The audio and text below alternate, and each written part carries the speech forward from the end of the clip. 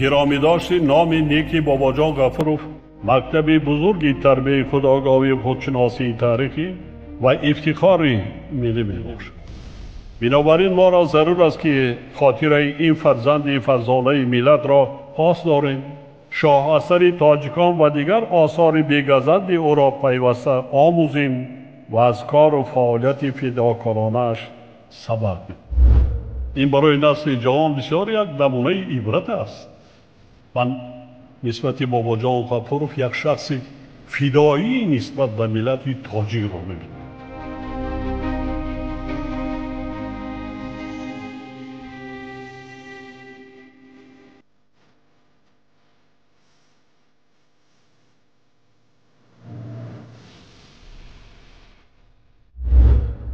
درود شنونده های گرامی، با توجه شما گفتار ادبی از سلسله خوانش بدیعی از روی کتاب تاجیکان اکادمیک بابا جان غفورov، نشر مختصری علمی عاموی، راوی هنرپیشه خلقی تاجیکستان قربان صابر. آغاز گفتار 72.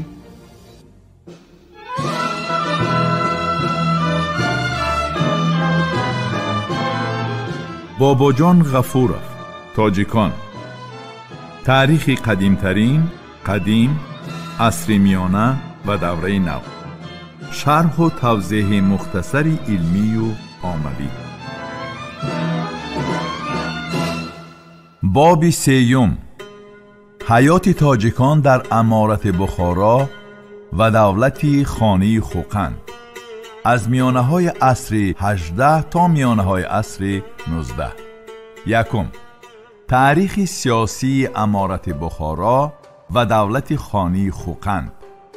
اکسپانسیای بریتانیا در آسیای میانه. هجوم نادرشاه به بخارا و خیبر.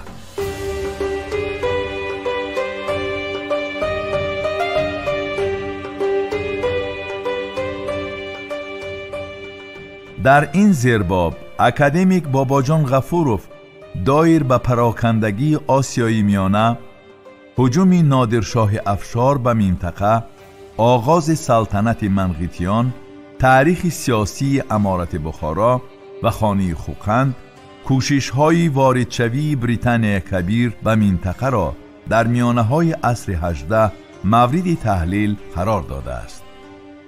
محقق تأکید می نماید که در آسیای میانه دولت یگانه متمرکز وجود نداشت و به ضمن آن در نتیجه جنگ‌های داخلی اقتصادیات منطقه خیلی خراب گردیده بود.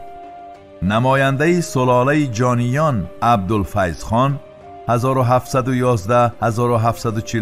بیشتر به عیش و نوش مشغول بود و به گفته مورخ میرزا عبدالعظیم سامی کار دولت رو به انقراض نهاد و احکام شریعت از دایره رعایت محروم گردید.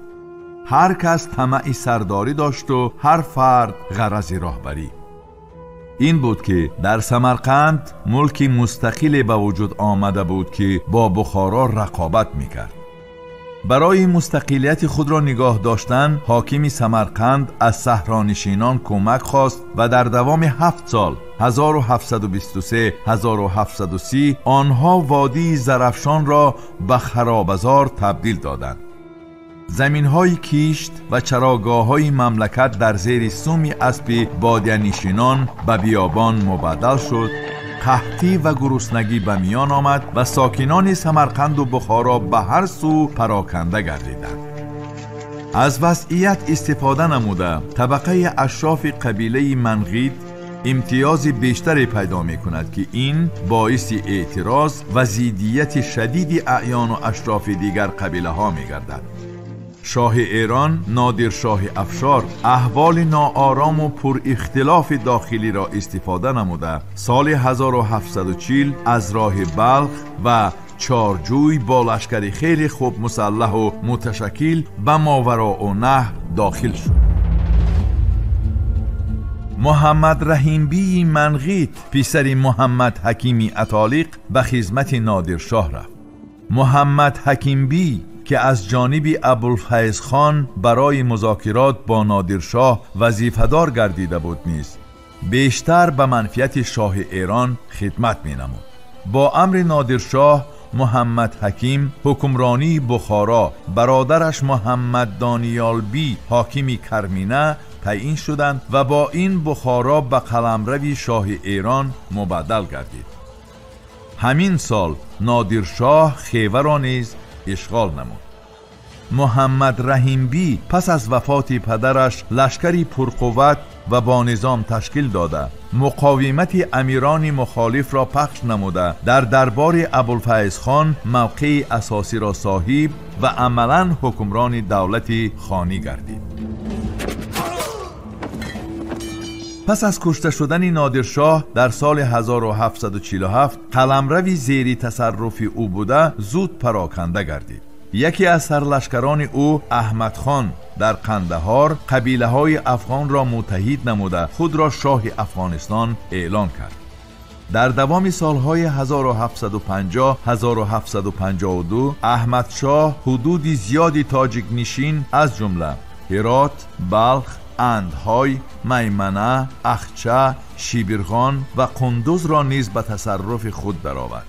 کمی بعدتر بدخشان و در عصر 19 قسم زیادی زمین‌های تاجیکان، ازبک‌ها و ترکمن‌های ساحل چپ دریای آمو نیز به هیئت افغانستان همراه کرده شدند.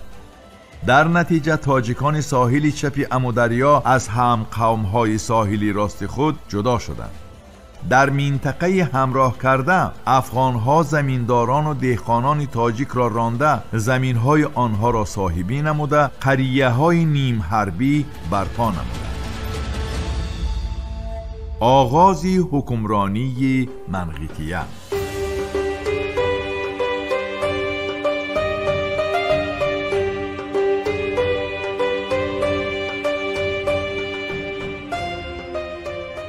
اکادمیک باباجان غفورов تاکید می نماید که محمد رحیم بی سال 1447 ابوالفیض خان و دو پسر او را به قتل رسانید و با دستگیری اشرافان و روحانیان به تخت خانی بخارا نشست. همینطور او به حکمرانی سلاله منقیتیان اساس گذاشت که تا سال 1920 امارت بخارا را اداره نمودند. محمد رحیم بی اولاً بر ضد عملهای خودسرانه سرداران قبیله های بادیانشین مبارزه برده همه گونه مقاومت فیادالان کلان را به حاکمیت مرکزی پخش نمود. به هر یک ولایت تابع آدمان خود را حاکم تعیین نموده ولایت های سرکش را به زوری مطیع کرد.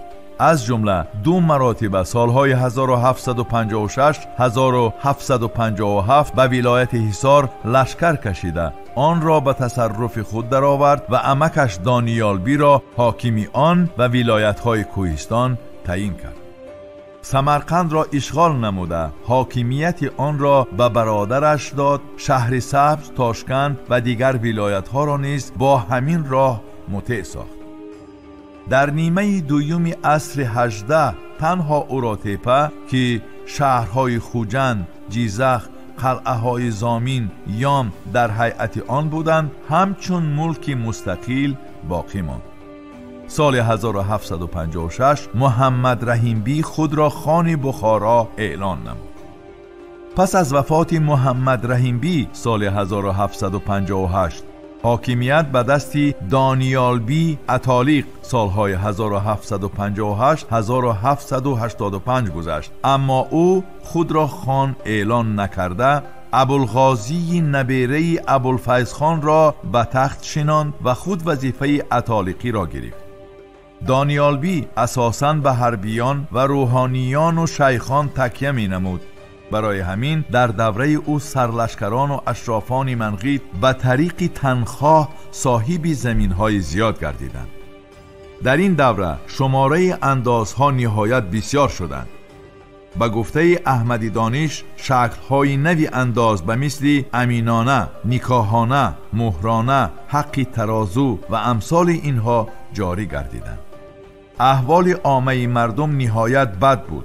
بارها در شهر و ولایت ها از جمله در خود بخارا شورش های مردمی به وقوع آمدند.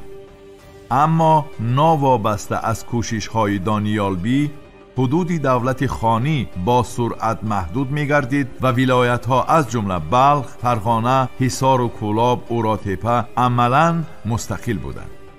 در فرغانه آخرهای عصر 17 حاکمیت را نمایندگان قبیله مینگ به دست گرفته خانی مستقل خوقند را تشکیل دادند. در نیمه دوم عصر 18 خانی خیوه که نیز دوره خیلی سخت جنگ و جدالهای داخلی و گرسنگی و وبا را از سر گذراند، با کوشش محمد امین خان قنقرات تا اندازه به افاقه آمد. قنقرات ها در اینجا تا سال 1920 حکمرانی نمودند.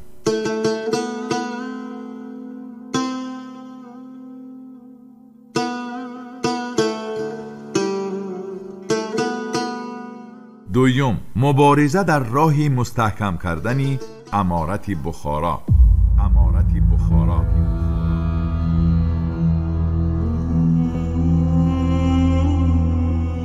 حاکمیت مرکزی و مخصوصاً نفوذ دانیالبی در نتیجه ناآرامی و ناریزایی ساکنان امارت روز تا روز سست می‌گردید. دانیالبی مجبور شد که سال 1785 تخت را به پسرش شاه مراد که به طریقت صوفیه پیوسته بود و در بین روحانیان نفوذ کلان داشت سپارد. شاه مراد پس از وفات پدر با لباس توبه در کوچه های بخارا می گشت و بخشش گناه های پدر را می پرسید.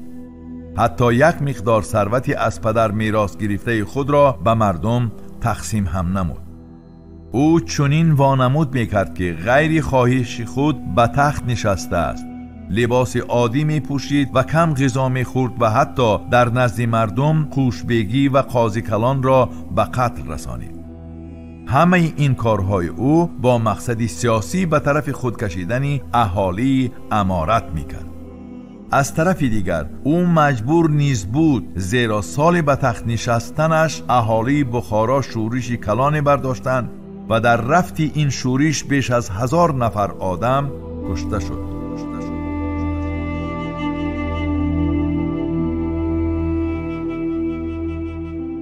شاه مراد سوگند یاد کرد که اهالی بخارا را از جبر و ظلم و اندازهای وزنین آزاد می نماید. حتی فرمان او را در روی سنگ ثبت نموده در پیشتاق مسجد جامعه بخارا گذاشتند. طبیعی است که امیر این وعده های خود را اجرا نکرد، ولی به هر حال دوره حکمرانی امیر شاه مراد سالهای 1785-1800 دوره نسبتاً استوار گردیدن امارت به شمار می رود. او لقب امیری معصوم یعنی امیری بیگناه را گرفت، ولی ماده تاریخ وفاتش را ظالم مرد گفتند.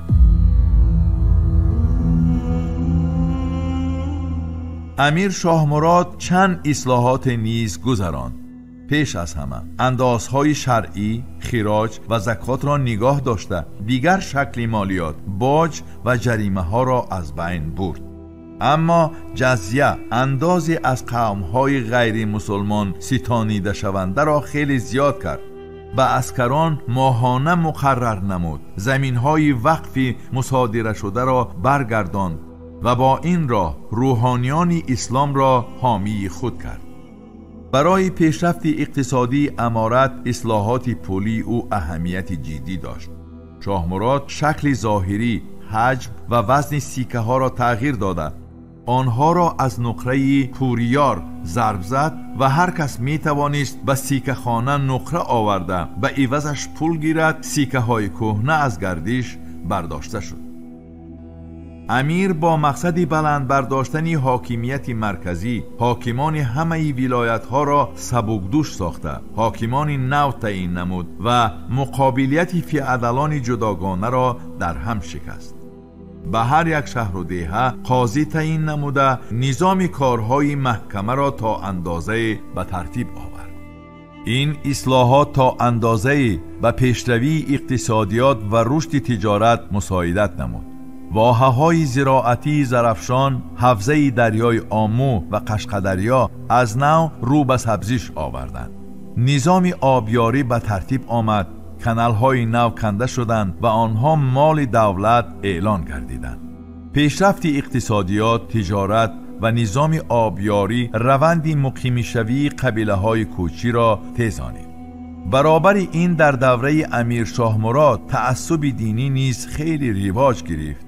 او تحت شعار جهاد مقدس بر ضد شیعه ها چندین مراتبه به خراسان لشکر کشیده، شهر و دیهه های آن را غارت نمود. یک قسم اهالی خراسان را همچون اسیر به بخارا آورد. بازار غلام فروشی را خیلی رونق داد. در آخر عصر 18 از وضعیت داخلی ایران استفاده نموده مرو را اشغال نمود. ولی چند بعد برادر او عمر بی که حاکم مرو بود کوشش جداشوی از امارت را کرد. با این بهانه شاه مراد باز به مرو لشکر کشیده سربندی دریای مرغاب را پر ویران نمود و ساکنان شهر را به سمرقند و بخارا کوچاند. او یک چند مراتبه با اوراتیپه لشکر کشیده اکثر اهالی قابل مهنت خوجند، اوراتیپه، خواس، زامین و یام را زورن به سمرقند برد. محض با قوه این آدمان در سمرقند 24 مسجد و دیگر عمارت‌های گوناگون ساخته شدند.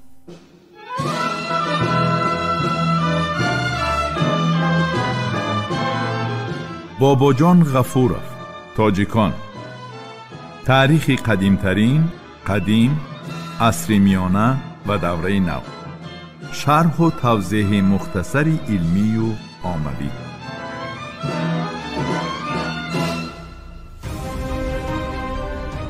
شنونده های گرامی، شما گفتار ادبی را از سلسله خوانش بدیعی از روی کتاب تاجیکان اکادمیک باباجان غفورов نشر مختصر علمی عاموی را در قرائت هنرپیشه خلقی تاجیکستان قربان صابر شنیدید. محرر سیدزاده عابدجان، کارگردان عبدالمنان رحمان. این گفتار سال 2024 ثبت شده است. انجام گفتار 72. آموزش کتاب تاجیکان جوانان ما را هشدار می دهد که نیاگان فرزانه ما در مسیر تاریخ چی جایگاهی مقدس داشتند. کتاب تاجیکان احساس خودشناسی ملی و زیرکی سیاسی را در دل و ذهن جوانان ما تحکیم می بخشد.